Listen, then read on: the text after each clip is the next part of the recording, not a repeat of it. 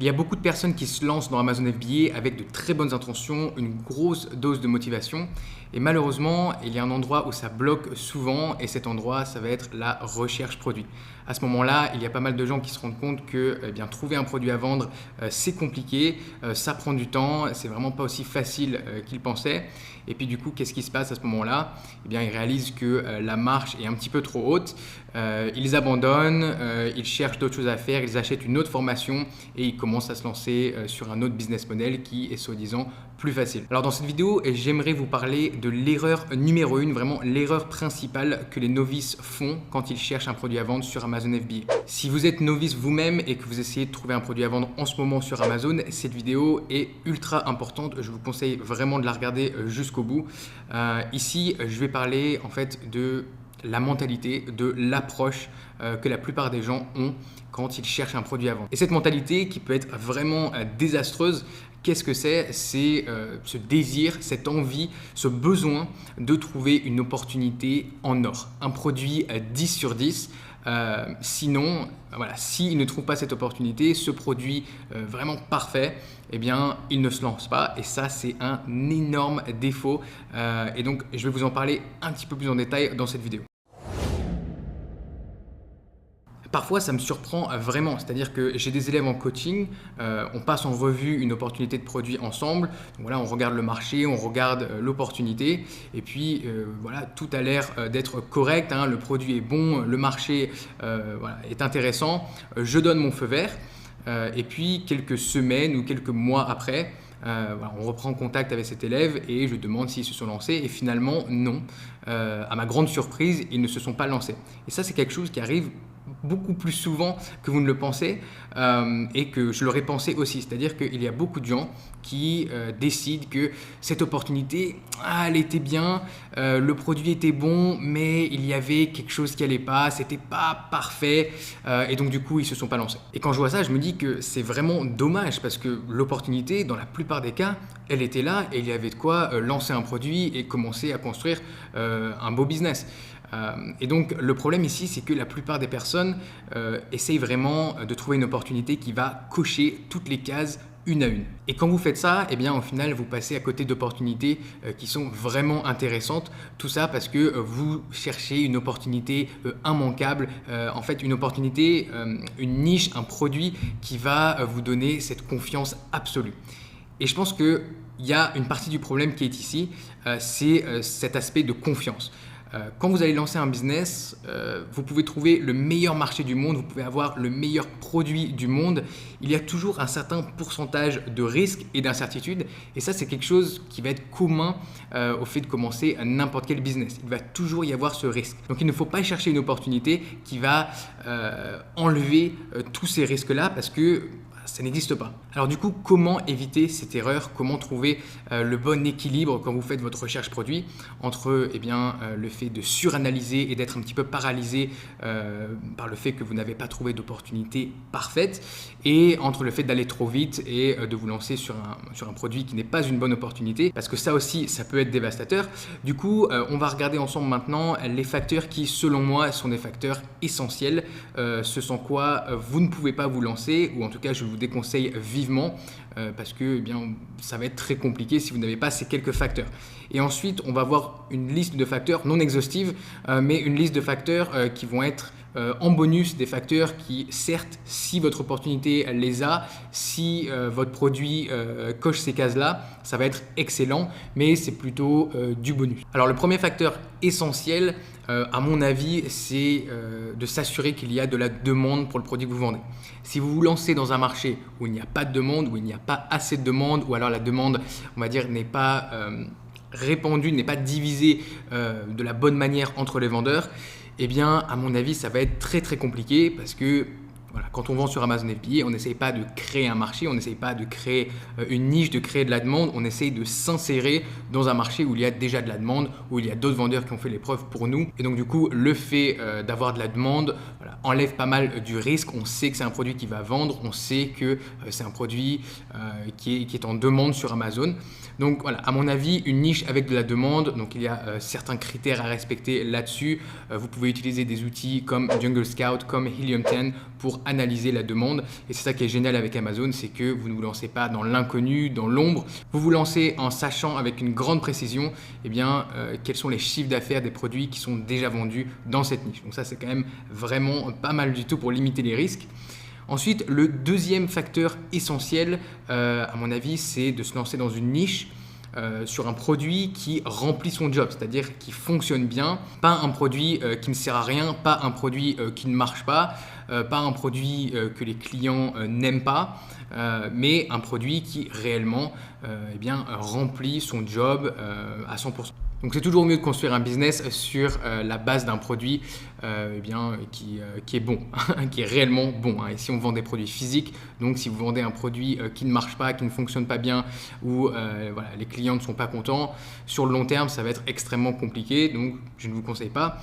Donc ça, c'est vraiment un petit peu la base. Mais il y a quand même des niches où parfois on se dit tiens, le produit n'a l'air de pas fonctionner. Donc à moins que vous trouviez une opportunité pour rendre le produit fonctionnel et pour satisfaire les clients, c'est pas quelque chose que je vous recommande. Le troisième facteur essentiel à mon avis, c'est de trouver une opportunité qui va être rentable. Donc avant de se lancer, il faut évidemment faire des calculs, s'assurer que en vendant le produit que vous comptez vendre sur ce marché, avec tous les frais, avec tout ce qu'il faut prendre en compte, vous allez être rentable et suffisamment rentable. Donc ici, on parle d'une marge entre 20 et 30%. Voilà, si vous n'avez pas cette marge, honnêtement, ça ne sert à rien de se lancer sur ce produit. Vous allez perdre votre temps, voire possiblement perdre de l'argent. Donc, opportunité rentable, très très important, facteur essentiel. Et le dernier facteur essentiel, à mon avis, c'est de trouver une manière claire de vous différencier et aussi d'apporter plus de valeur, de créer une offre qui va être supérieure à celle des autres pour donner une bonne raison à vos clients d'acheter votre produit par rapport aux autres. Donc voilà, si vous n'avez pas ces 4 composantes, à mon avis, c'est une opportunité qu'il vaut mieux laisser tranquille et il vaut mieux aller chercher quelque chose d'autre. Donc je récapitule, une niche avec de la demande, un produit qui fonctionne bien, qui remplit son job, une opportunité qui est rentable et finalement une manière claire de se différencier et d'apporter de la valeur aux clients. Donc ça, c'est pour les facteurs essentiels. Sans ces facteurs-là, ne vous lancez pas parce que vous allez rencontrer des difficultés. Maintenant, au niveau des facteurs, on va dire des critères bonus. Le premier, il est un petit peu entre les facteurs essentiels et les facteurs bonus. On va dire que c'est le plus important des facteurs bonus. Ça va être de trouver une niche, de trouver une opportunité où il y a une concurrence assez faible. Donc, effectivement, c'est possible de se lancer dans une niche avec de la concurrence, mais il va falloir souvent un plus gros budget. Il va aussi falloir vraiment une différenciation, un branding et l'élaboration d'une offre qui va être à 100%. Donc c'est possible, ça demande plus de travail, ça demande plus de maîtrise de tous les outils, de toutes les stratégies. Et une meilleure aussi maîtrise du marketing et du sourcing. Donc grosso modo, il faut être souvent un petit peu plus expérimenté pour se lancer dans un marché concurrentiel. Donc pour les nouveaux vendeurs, c'est souvent bien de se lancer dans des marchés où il y a moins de concurrence. Mais dans tous les cas, ce qui va faire la différence réellement, ça va être votre offre et ça va être ce que je veux dire par là, c'est que si vous avez une offre réellement supérieure, vous pouvez potentiellement rentrer dans un marché compétitif. Donc la concurrence faible, ça reste quand même un critère important à ne pas négliger, mais là encore, il ne faut pas absolument essayer de trouver une niche avec beaucoup de demandes et une très faible concurrence. Donc c'est des niches qui vont être extrêmement difficiles à trouver. C'est un petit peu essayer de trouver le produit parfait, la niche parfaite, encore une fois, ici c'est pas ce qu'on veut faire. Donc concurrence faible, ça va être le premier facteur bonus. En deuxième, on va avoir une rentabilité exceptionnelle.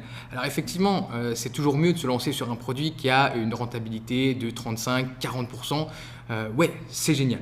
Par contre, il ne faut pas s'arrêter là. C'est-à-dire que si vous trouvez une opportunité de produit qui a une rentabilité correcte, une rentabilité raisonnable, c'est bon. Si vous trouvez une opportunité de produit qui a une très bonne rentabilité, très bien, félicitations et allez-y. Mais en aucun cas, la rentabilité, une rentabilité exceptionnelle, on va dire de plus de 30%, ne doit être un critère essentiel parce que sinon, vous allez vraiment passer à côté de beaucoup d'opportunités de produits. Si vous aimez cette vidéo et que vous trouvez qu'elle vous apporte de la valeur, que vous apprenez des choses, n'oubliez pas de mettre un gros pouce bleu, ça aide la vidéo, ça aide la chaîne à se développer. Et n'oubliez pas aussi de vous abonner à la chaîne pour plus de contenu gratuit sur comment lancer votre business sur Amazon FBA. Ensuite, on a les classiques, c'est-à-dire des produits qui sont pas fragiles, des produits qui sont légers et compacts. Tout ça, ça va rendre l'expérience beaucoup plus facile, ça va rendre le lancement de votre activité plus facile au niveau du shipping, au niveau des retours clients et tout ça. On est d'accord que si vous trouvez un produit qui ne se casse pas, si vous trouvez un produit qui est léger et qui est compact, c'est le mieux, c'est parfait. Qui pèse moins de 500 grammes, qui rentre dans une boîte à chaussures. Voilà, on les connaît tous ces critères-là. Effectivement, ça, c'est l'idéal, mais en aucun cas, ce sont des critères essentiels. Il y a des produits qui représentent d'énormes opportunités sur Amazon et qui sont cassables ou alors qui sont trop gros, qui sont assez lourds. Et oui, vous allez avoir plus de complexité avec ce genre de produit, mais vous allez aussi avoir un petit peu moins de concurrence parce que beaucoup de gens vont se dire « Ah non, ce produit, non, il est trop compliqué, il est trop lourd, il est trop gros, il se branche, je ne sais quoi. » Donc voilà, tous les critères un petit peu qui sont propres vraiment aux produits que vous allez vendre. Voilà. Je pense qu'il ne faut pas se restreindre aux produits parfaits et il faut oser aller vers des produits qui sont un petit peu plus complexes comme cela. Donc voilà, ça c'est encore une fois en bonus. Ensuite, on va avoir des produits qui sont rapides à fabriquer. Il y a des gens qui vont passer à côté d'opportunités tout simplement parce qu'ils se rendent compte que le lead time, c'est-à-dire le temps de production du produit, va être de 5 ou 6 semaines ou 7 semaines. Alors oui, effectivement, c'est long, ça va rajouter de la complexité à votre business, vous allez être moins flexible, il va falloir être plus patient. Mais en même temps, on ne peut pas simplement aller vers des produits qui vont mettre 2 ou 3 semaines à être produits. Donc voilà, on ne peut pas être trop exigeant. Aujourd'hui, il faut trouver les bonnes opportunités et les prendre avec leurs défauts. Donc voilà, ici je vous ai donné quelques facteurs qui, à mon goût, sont des facteurs bonus, des critères qui, si votre opportunité les a, c'est très bien, c'est excellent. Mais si votre opportunité ne les a pas, mais vous avez quand même trouvé un marché intéressant, vous devriez quand même vous lancer. Compte tenu évidemment que les critères essentiels, eux, sont bien là. Donc ici, ce qui est très important, c'est de trouver le bon équilibre entre cette paralysie qui va être liée à la peur, à l'incertitude et avec l'impatience qui va en fait vous conduire à vous lancer sur un produit qui n'a pas les bonnes opportunités, qui n'est pas un bon produit. J'ai vu ça avec des élèves en coaching, des élèves qui en fait sont devenus impatients avec la recherche produit et qui au final se sont lancés sur des niches pas très porteuses, des niches qui clairement ne satisfaisaient pas les critères essentiels que j'ai donnés. Mais voilà, ces gens se sont lancés en toute connaissance de cause, c'est-à-dire qu'ils savaient que ce n'étaient pas des très bons produits, mais ils se sont quand même lancés parce qu'ils en avaient marre de chercher et ils étaient impatients. Eh bien, petit spoiler, ça s'est rarement bien passé, c'est-à-dire que quand on ne suit pas les bons critères essentiels, eh bien, ça va être quand même compliqué pour se lancer et pour construire votre business. Et à mon avis, c'est pour ça que c'est utile de suivre certains critères, de suivre certains indicateurs qui vont vous permettre d'orienter votre recherche, de vous éviter de vous éparpiller et de vous lancer sur une mauvaise opportunité de produit.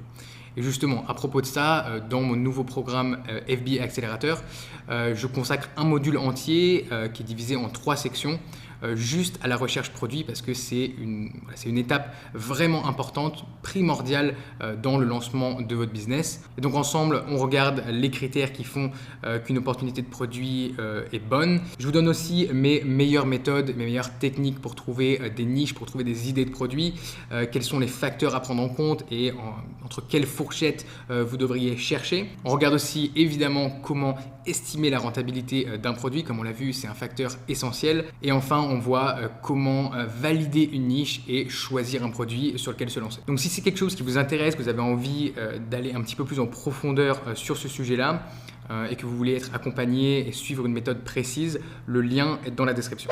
Tout cela étant dit, même si vous avez les meilleurs critères, même si vous avez les meilleures techniques de recherche, il faut savoir analyser une opportunité de produit au-delà de ces indicateurs. La plupart du temps, ce qui bloque les nouveaux vendeurs, les débutants, ceux qui n'ont pas encore cet instinct affûté du chasseur que peut avoir par exemple un vendeur expérimenté, c'est vraiment cette idée que un produit, une opportunité de produit doit satisfaire tous les critères.